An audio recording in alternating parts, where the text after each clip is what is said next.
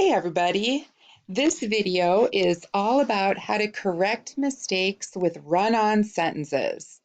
And a run-on sentence is when you've got more than one complete sentence that is smushed together without using proper punctuation. And the problem with using run-on sentences is that it makes your writing very difficult for the reader to understand. If I can't tell where ideas start and where they stop, it's challenging for me to follow the story or the argument that you're making. And so I want to show you a couple different strategies that you could use if you run across this problem in your own writing. So here's my paragraph that we're going to edit together. Yesterday after school, I was super hungry. I made myself a snack.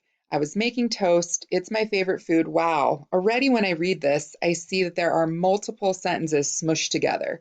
So I got to try to figure out where the different ideas stop. So yesterday after school, I was super hungry.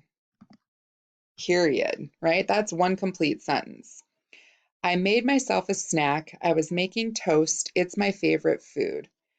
I made myself a snack. I was super hungry. How about if we, instead of putting a period, we put a comma? So I made myself a snack. And then a period here. I was making toast. It's my favorite food. I was making toast because it's my favorite food. Period. I love to put lots of chunky peanut butter and strawberry jam on it. All right, so now I've taken that big long run-in and I've turned it into 3 separate sentences. Perfect. Well, I got distracted by my baby sister right when I put the bread in the toaster. When I was helping her, the fire alarm started going off. There was smoke everywhere. Where does that idea stop? I got distracted by my little baby sister right when I was putting bread in the toaster right here. So I'm going to put a period after toaster, and I'm going to capitalize the first word in this new sentence, when. When I was helping her, the fire alarm started going off. There was smoke everywhere. Okay, now that sounds like 2 separate ideas. So instead of using a period, I'm going to use a conjunction with a comma. So I'm going to say, comma, and there was smoke everywhere. Period.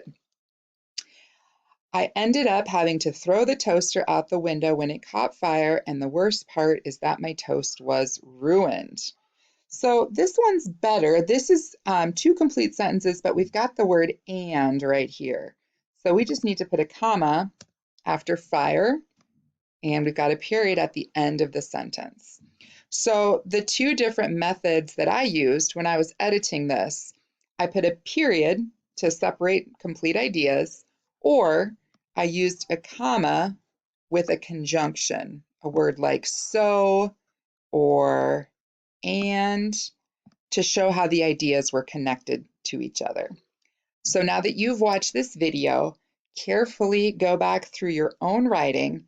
And one strategy I use is I go and I whisper the story aloud to myself, and I listen for places where there would naturally be a break. And that's where I put my period in to show that my sentence or my thought has ended there.